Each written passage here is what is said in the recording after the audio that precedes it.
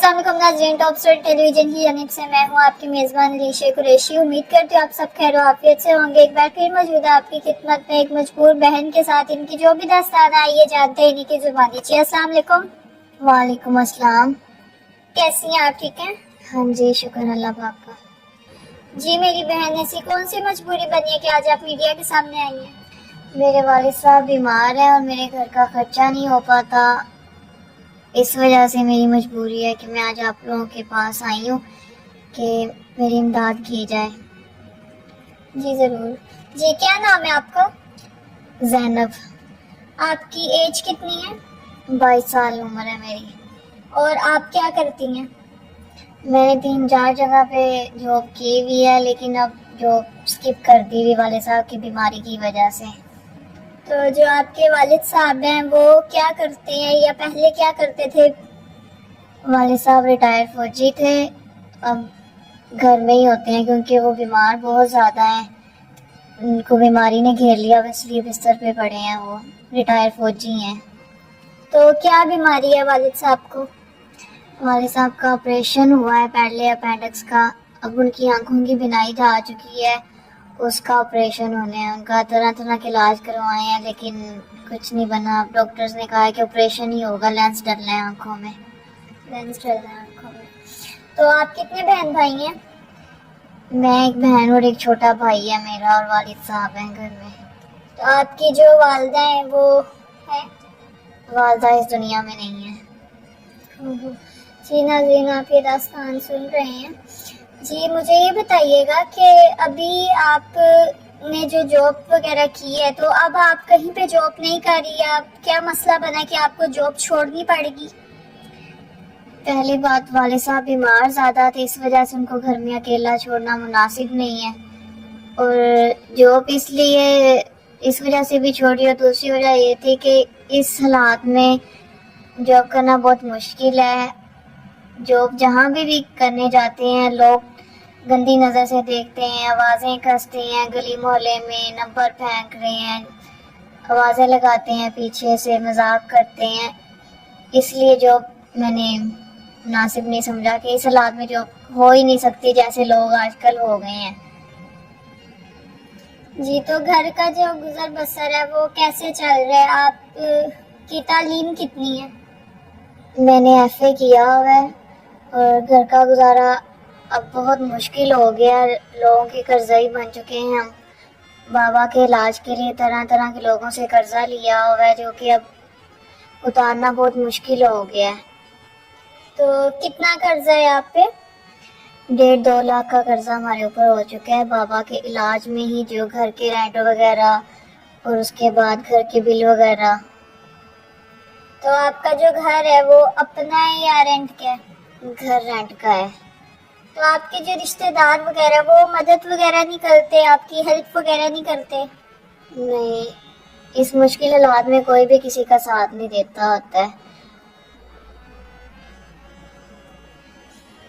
जी नाज़रीन, आप ये दास्तान सुन रहे हैं, बहुत ही दुख भरी दास्तान है इन बहन की। इनका नाम ज़ैनब है और अभी इनकी एज भी बहुत कम है, 22 साल एज है। तो इतनी मजबूरियों ने इनको घेरा हुआ है। तो मज़ीद जानते हैं इनकी ज़ुबानी। जी मेरी बहन, मुझे ये बताइएगा कि आपके जो वालिद साहब हैं उनका किसी फौजी हॉस्पिटल में नहीं आपने इलाज का पता करवाया? वो बहुत दूर पड़ता है, इस वजह से वालिद साहब में इतनी हिम्मत नहीं है कि वो इतना सफ़र कर सकें। इस वजह से जो करीबी अस्पताल है उसी में इलाज करवाना है। तो आपके भी घर का गुजर बसर कैसे हो रहा है? किसी रिश्तेदार वगैरह ने आपकी हेल्प नहीं की? नहीं, गुजर बसर बहुत मुश्किल हो रहा है। रिश्तेदार किसी ने कुछ नहीं पूछा, कोई भी इस दौर में किसी का साथ नहीं देता है। आपके जो छोटे भाई हैं वो अभी पढ़ रहे हैं या घर में ही होते हैं? वो पढ़ रहा था लेकिन घर के खर्चे अब ज़्यादा हो गए हैं, वालिद साहब बीमार हैं, इस वजह से उसकी फीस देना भी बहुत मुश्किल हो गया। वो घर में ही होता है। तो इतनी अर्जेंट शादी करने का क्या मसला बना है कि इतनी अर्जेंट आपको शादी करनी है? क्योंकि मेरे वालिद साहब की ये जिद है कि वो अपनी ज़िंदगी में मेरी खुशी देखना चाहते हैं। वो चाहते हैं कि जल्द से जल्द मेरी शादी हो जाए ताकि वो मुझे अपने घर का होता देख सकें। इस वजह से मैंने उनकी जिद के आगे सिर झुकाया कि ठीक है, जैसे आपकी मर्ज़ी। اس وجہ سے ارجنٹ شادی کرنے کا وجہ بنی ہے. تو آپ کو جو جس سے آپ نے شادی کرنی ہے آپ کو کیسا انسان چاہیے؟ میں چاہتی ہوں نیک انسان ہو اور جو ہمیں سپورٹ کرے, ہمارے والد صاحب کو سپورٹ کرے, ہمارا ساتھ دے, ہمیں سمجھے. نیک انسان ہو, کسی بھی قسم کا دھوکہ فراڈ نہ ہو اس میں کہ آج شادی کر کے کل کو چھوڑ دے, اس طرح کا کوئی نہ ہو, اچھا انسان ہو. کوئی ایسی ڈیمانڈ جو آپ کرنا چاہتی ہیں؟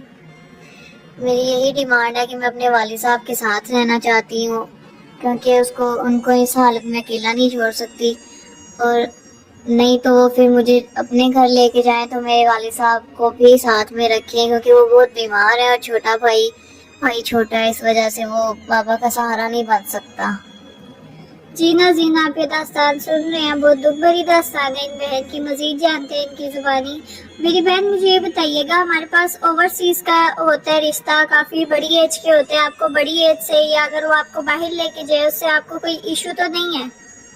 جی مجھے کوئی ایشو نہیں ہے, اچھا انسان ہو, اور میں باہر فی الحال نہیں جا سکتی ہوں والد صاحب کو اس حالت میں چھوڑ کے. ہاں البتہ اگر وہ میرے والد صاحب کو ساتھ لے کے چلتے ہیں میرے چھوٹے بھائی کو تو پھر میں جانے کو تیار ہوں, نہیں تو میں باہر نہیں جا سکتی ہوں. چھوٹا بھائی کا, والد صاحب کا میں ہی سہارا, ان کو اکیلا نہیں چھوڑ سکتی.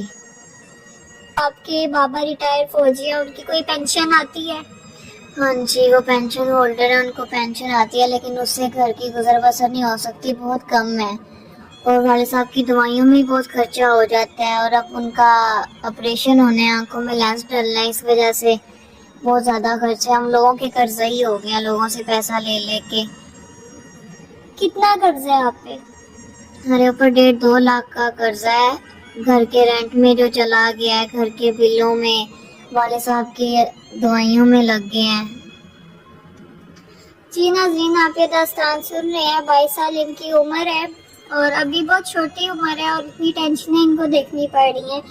اور مجھے یہ بتائیے گا کہ جو مدد کرتے ہیں غریبوں کی, آپ ان کے لیے کیا پیغام دینا چاہیں گے؟ میں یہ کہنا چاہوں گی کہ اللہ ان کے رزق میں اضافہ کرے, اللہ ان کو اور دے. جو ہم جیسے لوگوں کی مدد کرتے ہیں, ہم جیسی ماں بہنوں بیٹیوں کا احساس کرتے ہیں. اور وہ مرد حضرات, وہ خواتین جو فضول کاموں میں, الٹے کاموں میں پیسے اڑا دیتے ہیں, شادیوں پہ یا فضول قسم کے نشوں پہ, ان چیزوں پہ جو پیسے اڑا دیتے ہیں, آپ ان کو کیا کہنا چاہیں گے؟ وہ غریبوں کی مدد نہیں کرتے لیکن باقی چیزوں پہ پیسے اڑاتے ہیں, ان کے لیے کیا پیغام ہے؟